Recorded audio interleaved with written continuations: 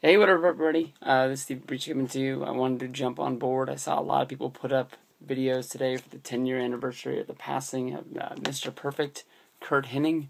I'm not going to say that he was one of my favorite wrestlers ever to watch, but he is one of my favorite wrestlers to watch today.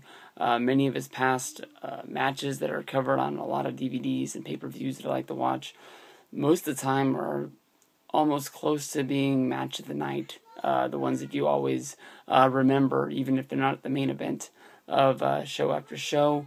I can honestly say that I was, as a kid, Mr. Perfect is one of the guys that I sort of hated, honestly, but I thought that he brought a lot of respect to the Intercontinental title, a title that, was that, sort of stepping ground from going from the mid-card to the main event, which was something I understand now, something that I looked at as a kid and sort of can put together in my head, but didn't really understand what the mid-card was and the main event slot was. Just knew that when a lot of guys won the Intercontinental title, that when their time was done, they were moving on to the next rung.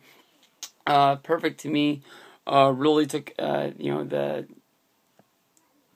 main event status, I guess you can say, from Saturday night's main event. If you watch Saturday night's main event back the night, or it's covered on the Saturday night's main event DVD that came out a few years ago, disc 2 on there is honestly my favorite disc by far. Heavily follows the Mega Powers with Hulk Hogan and Randy Savage, and also covers the months-long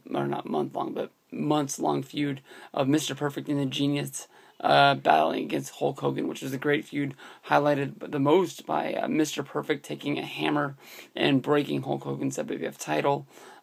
As a kid, that was life-shattering, that they would break the title. I didn't know what they would do. Basically, they just bought Hogan a new title, and that was it.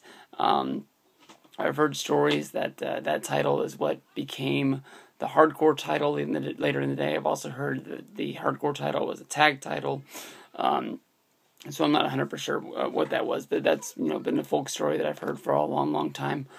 I honestly didn't know how big of a star Mr. Perfect was in the AWA until the rise and fall of the AWA DVD came out, so I can't really say a whole lot about that. But basically, Mr. Perfect had a real long feud, a real long run with the Intercontinental title, mostly highlighted around 1991, SummerSlam 1991, when he put over Bret the Hitman Hart in what I think is one of the best all-around pay-per-views WWF has ever done. I love that show. A lot of childhood memories having that tape and watching it over and over and over again. Real good stuff there. He won the title in a tournament that you had to watch on Superstars, which actually was a major jobber show, but the main event every week during this tournament was always a really, really good match, and I thought that was really, really cool stuff.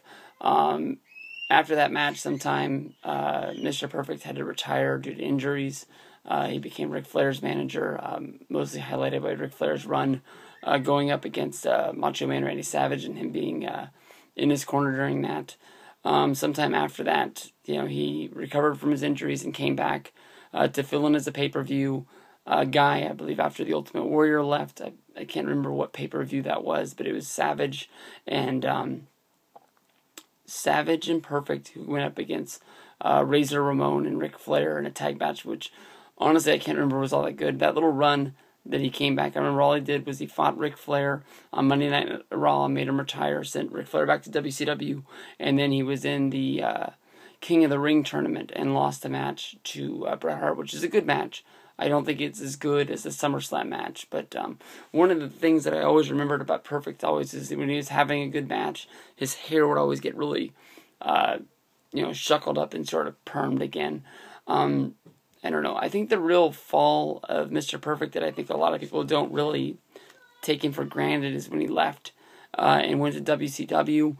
He was handed one of the most sweetest spots in wrestling. Arn Anderson gave him the spot of joining the Four Horsemen, highlighted mostly by not giving him any spot, but giving him, Arn's spot, which I honestly think is one of the main spots you can have. You fought Flair for the title, but the night before Flair fought you for the title. Arn Anderson kicked your ass. They did the NWO's turn. Kevin Nash and all them, but then the pay-per-view, Mr. Perfect turned on him, and it was all downhill from there. He just became this major sort of jobber guy, highlighted mostly by fighting Goldberg for the title, joining the West Texas Rednecks. He got a sort of little run in WWF again in 2002, but nothing really happened of it. But it was sad to see Mr. Perfect. He was gone before his time, but one of the finest wrestlers out there. Peace out.